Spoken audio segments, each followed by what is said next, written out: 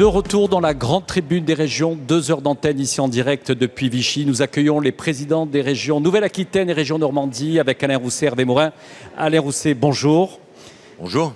C'est toujours un rendez-vous heureux, un 18e congrès de régions pour vous. Peut-être on va rentrer dans le feu de l'actualité. Bien entendu, on va parler beaucoup d'industrie durant ces 2 jours. Est-ce que vous n'avez pas peur que tous les efforts, et quand on connaît les efforts que vous avez mis en Nouvelle-Aquitaine, justement, région souvent pris en exemple sur l'industrie du futur, est-ce que vous n'avez pas peur que la hausse de l'énergie remette en cause la compétitivité industrielle par rapport à par exemple, à l'industrie aux États-Unis? Est-ce qu'aujourd'hui, c'est pas ça le principal risque? En général, vous voyez bien les signaux faibles. Quels sont pour vous les signaux faibles sur lesquels les régions doivent amortir les chocs qui seront présents devant nous dans les prochains mois? Alors, il est évident que la crise du prix de l'énergie, la crise qui est largement géopolitique, mais qui ne concerne pas d'ailleurs que l'énergie. Vous avez aussi le triplement des prix de transport pour les produits de base qui viennent de Chine. On a un problème global. Ça, c'est le premier problème. Le deuxième problème, c'est celui, mais on l'a engagé au niveau des régions depuis longtemps, c'est d'avoir une stratégie de décarbonation. Ce que souhaitent les entreprises. Et d'ailleurs, dans la transition climatique, peut-être que ce sont les entreprises qui seront les plus en pointe. C'est à la fois normal, mais en même temps, voilà. Après, il y a des pistes à prendre. Les pistes, on les suit depuis plus de 10-15 ans.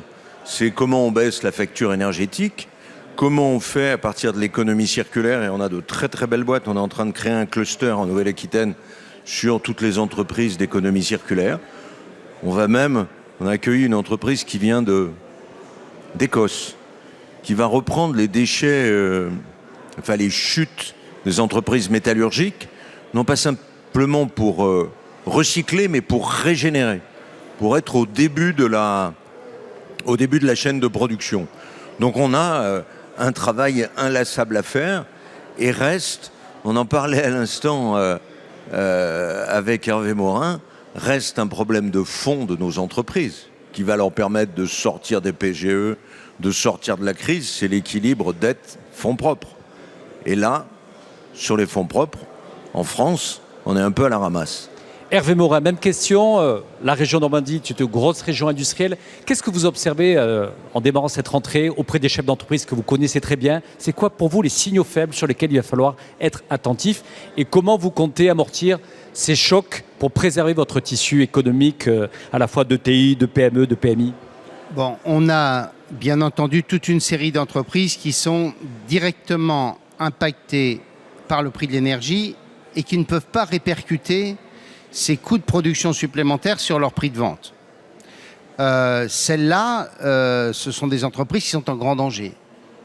Vous avez ensuite celles qui peuvent répercuter plus ou moins ces coûts qui augmentent, qu'évoquait Alain tout à l'heure, et pour lesquels, globalement, compte tenu de l'activité qu'elles ont eue depuis 18 mois, elles peuvent se dire, si le coût de tabac n'est pas trop long, on va y arriver. Et puis, enfin, vous avez, pour beaucoup d'entreprises, très clairement, une perspective, c'est se décarboner le plus rapidement possible. Se décarboner parce que c'est un moyen de réduire ses coûts, mais surtout parce que ça devient un élément clé de stratégie commerciale et de stratégie industrielle. Moi, j'entends des tas de chefs d'entreprise dans des secteurs pourtant extrêmement énergivores me dire: si en 2030, je ne suis pas capable de sortir un produit décarboné, eh bien, je vais perdre mes clients. J'ai toute une série de clients finaux qui me disent: si vous n'êtes pas capable de me sortir un produit zéro carbone, à l'horizon 10 ans, je changerai de client, je changerai de fournisseur. Et donc, on a devant nous, en vérité, l'urgence du moment.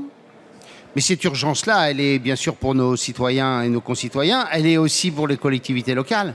Je vous donne simplement une idée. À l'instant où je vous parle, si la région Normandie ne voit pas les prix de l'énergie baisser dans les quelques semaines qui viennent, nous allons augmenter la facture énergétique pour nos lycées de 50 millions d'euros. Alors dans Nouvelle-Aquitaine, ça va être plus encore. Il fait moins froid en Nouvelle-Aquitaine qu'en Normandie, mais ce sont des factures absolument gigantesques que nous sommes, bien entendu, incapables de payer. Et donc, ce que je veux dire, c'est qu'on va surtout, à travers cette crise, au-delà des risques pour un certain nombre de boîtes, accélérer des stratégies de décarbonation et d'économie d'énergie à une vitesse qui va être fulgurante.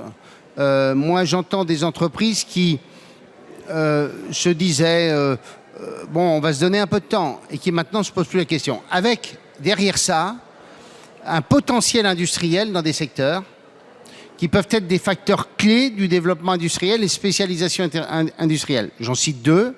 Il y a bien sûr toutes les régions qui ont des corridors hydrogène avec un potentiel considérable de développement industriel autour de cela.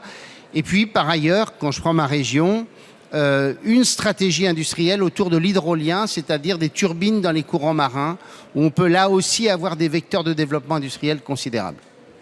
Hervé Morin, justement, Alain Rousset pointait du doigt la question des fonds propres et justement ces sujets de décarbonation nécessitent bien sûr des moyens. Est-ce que vous, justement, en France et en région Normandie, quels sont les outils, à votre avis, qui permettraient de mieux asseoir l'accompagnement de ces industriels? Et là-dessus, Alain Rousset a quelques idées. Écoutez, l'un et l'autre, on est du même avis. Je reviens, le hasard de la vie fait qu'hier, j'avais décidé, avant les vacances, d'aller passer une journée en Allemagne pour voir un peu quel était l'écosystème industriel allemand et pourquoi ça marchait.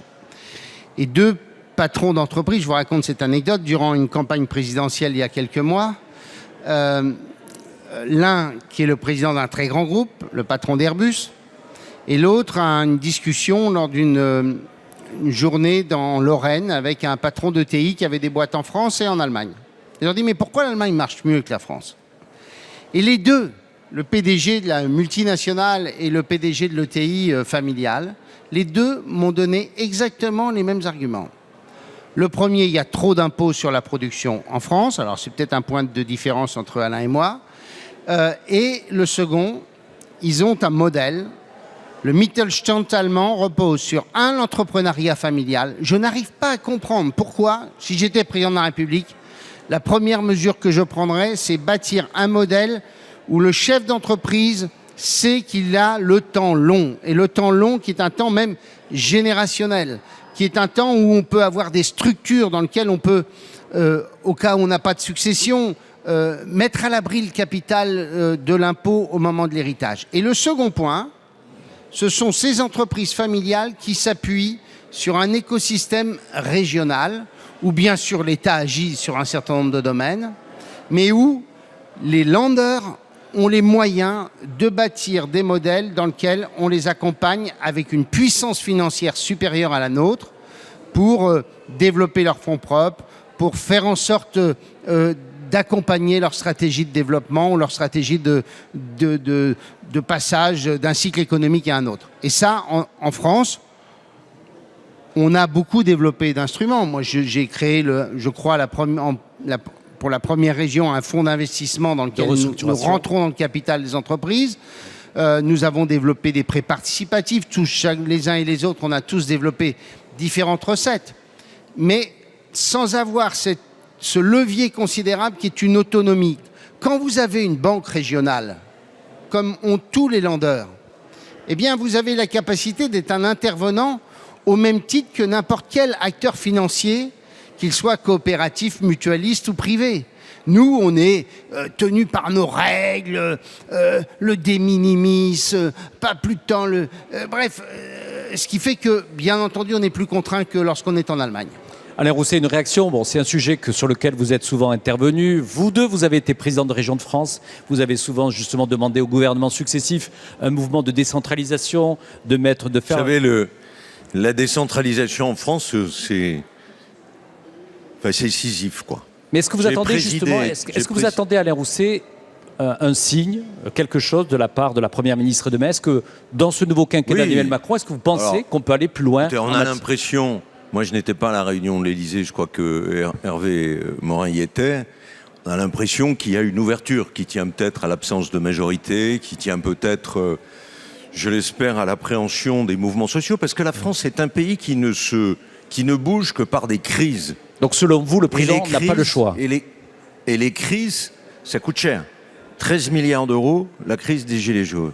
Sur le problème sur les deux problèmes que l'on évoque, je reviendrai sur la crise énergétique parce que ça vaut le coup de l'approfondir. Sur les fonds propres, quand j'ai proposé à François Hollande l'idée de création d'une banque publique d'investissement, j'avais d'ailleurs proposé qu'on double le livret de développement durable. Parce qu'on avait un déficit de 13 milliards d'euros sur l'apport en fonds propres par rapport à la Grande-Bretagne. 13 milliards d'euros, je ne suis pas sûr que ce soit différent aujourd'hui. Et deuxièmement, qu'on ait des banques publiques d'investissement. Mais malheur, les SDR de l'époque des années 80 sont un mauvais souvenir, paraît-il, dans l'économie. Bon, c'était un peu un modèle à la californienne où les banques californiennes d'investissement font que quand vous gagnez sur 2 projets, vous vous refaites parce que vous avez perdu sur 8. Il en est de même d'ailleurs en Allemagne, il en est de même en Israël. Je suis allé regarder tout ça. En France, on est timoré. Et même la mécanique de rémunération des fonds de gestion qui dirigent sont rémunérés à la réussite. Donc, vous n'avez pas intérêt à prendre des entreprises de risque. Et même si, comme nous, on est l'actionnaire principal. Ce qu'évoque Hervé Morin, nous, on l'a mis en place quand on a réussi à l'obtenir. C'est un de mes techniciens qui avait réussi à passer entre les gouttes à Bercy et à Bruxelles. Ça nous permet d'intervenir directement via un véhicule financier en pari passu, c'est-à-dire avec 50% d'une entreprise privée.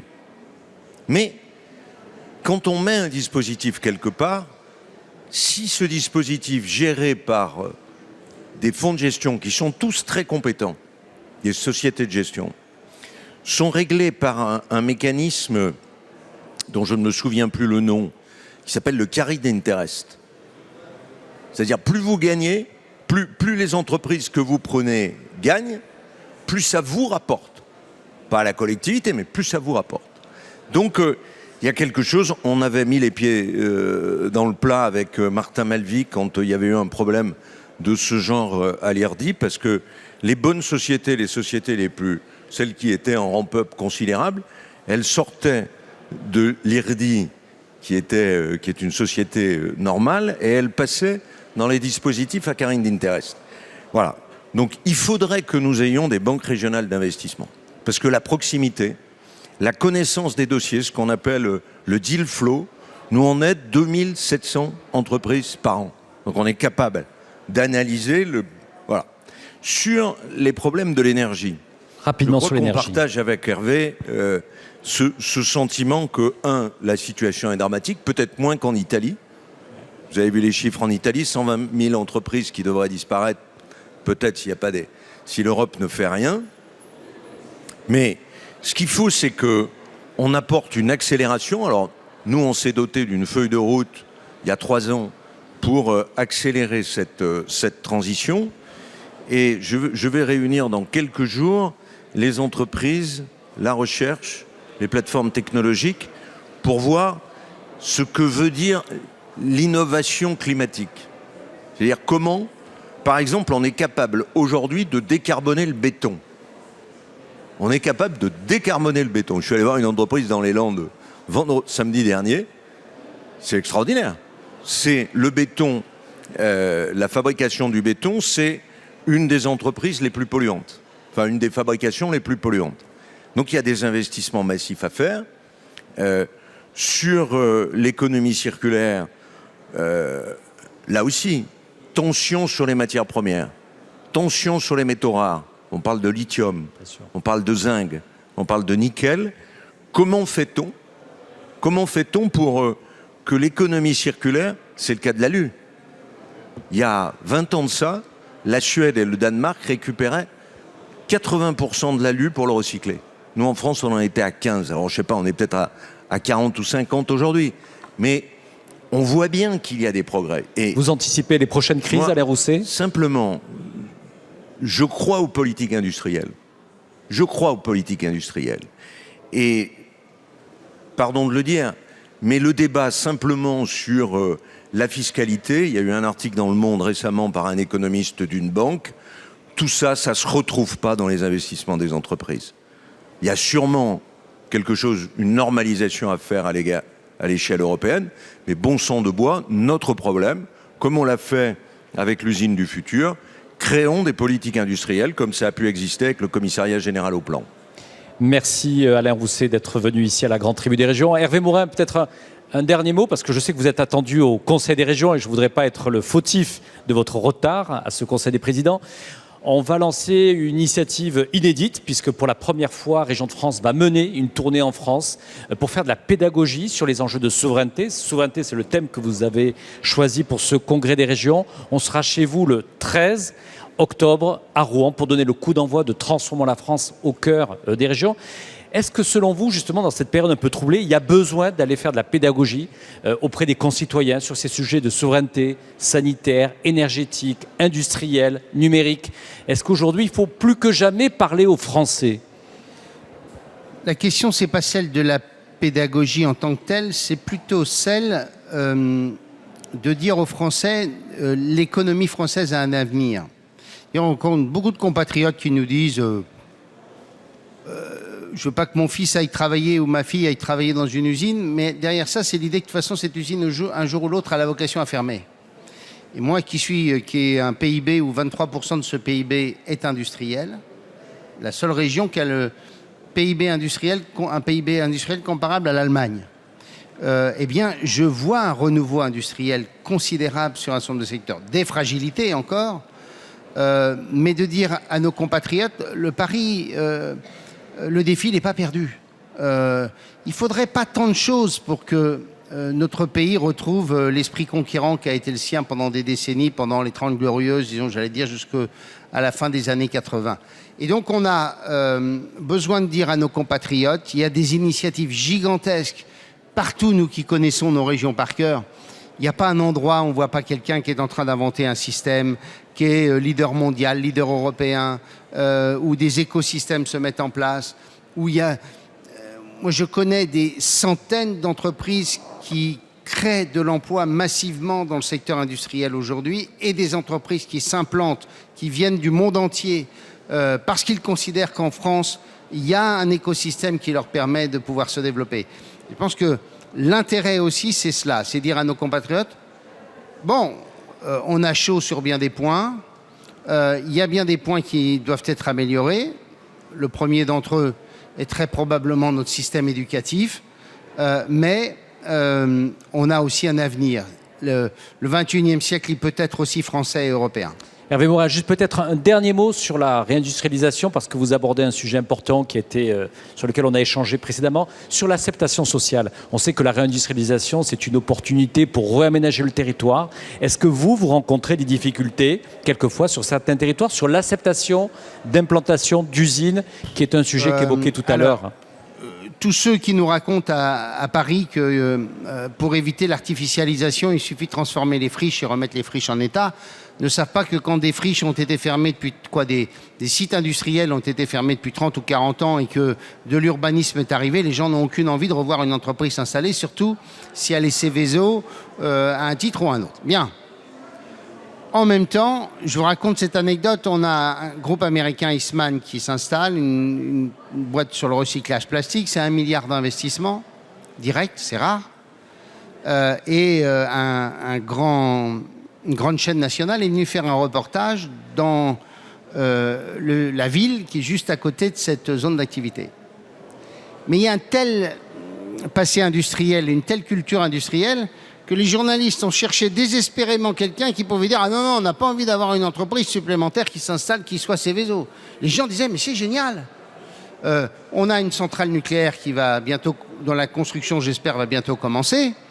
Nous avons fait, hormis Europe Écologie Les Verts, nous avons fait la totalité du consensus du Parti communiste, Sébastien Jumel, France Insoumise, jusqu'à la droite, tous favorables. Et quand vous avez des réunions pour préparer l'arrivée de cette centrale, vous avez tous les maires, tous les élus locaux, et tout le monde est favorable parce qu'on sait qu'on a besoin d'énergie, qu'une centrale nucléaire, c'est quand même bien nécessaire pour arriver à bâtir cette ambition industrielle dont je parlais. Merci Hervé Morin, merci Alain Rousset d'être passé ici dans la Grande Tribu des Régions. Je vais vous libérer et puis on va écouter justement Christelle Morancé qui répondait aux questions de nos journalistes.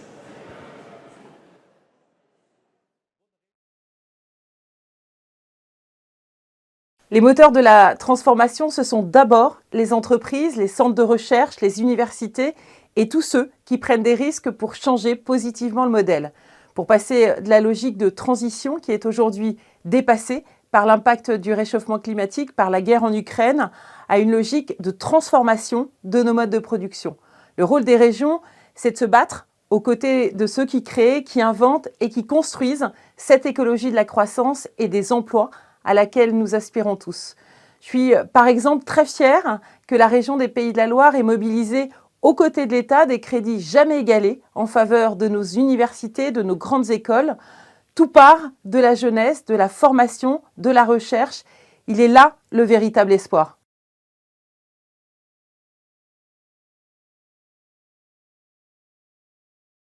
C'est le défi majeur de la décennie qui s'ouvre. Je suis très impressionnée par la rapidité à laquelle se font les évolutions technologiques, à quelle vitesse nous mutons. L'une des plus grandes centrales à charbon va fermer en Loire-Atlantique et en parallèle, nous lançons le premier parc éolien en mer au large de Saint-Nazaire qui va fournir 20% de l'électricité du département. Et les initiatives se multiplient partout, autour de l'hydrogène vert, autour de la méthanisation, dans le monde agricole, qui est très engagé sur le sujet, autour d'un nouveau parc éolien offshore au large de Noirmoutier. Et d'autres innovations arrivent avec l'éolien flottant, avec le solaire, avec la biomasse.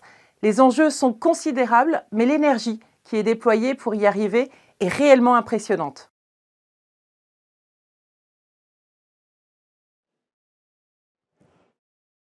Pour moi, le talent est à chercher du côté de la jeunesse, à qui il faut tenir un discours positif et de responsabilité. Moi, je veux dire à nos jeunes qu'on a besoin d'eux, qu'on a besoin de leur énergie pour inventer le monde de demain, ce monde en croissance, créateur d'emplois et d'opportunités, ce monde respectueux de l'environnement et de notre bien-être dans lequel nous voulons vivre. J'ai lancé en 2022 l'année de la jeunesse. Je consacre beaucoup de temps à rencontrer des jeunes, des étudiants, des apprentis de toutes conditions. Ils ont l'énergie, l'envie, la volonté d'avancer et de réussir les transformations qui sont face à nous. J'ai déjà dit, nous sommes la région qui mise le plus sur l'université, la recherche, l'innovation. C'est la meilleure réponse que l'on puisse apporter face aux défis qui nous attendent. Il y a beaucoup de noirceur dans notre époque, pourtant, je ne peux m'empêcher, face à tant d'envie, d'énergie, de rester résolument optimiste. Voilà, c'était la présidente Morancé, présidente de la région Pays de Loire, qui viendra ici à Vichy, bien sûr, pour ce 18e congrès.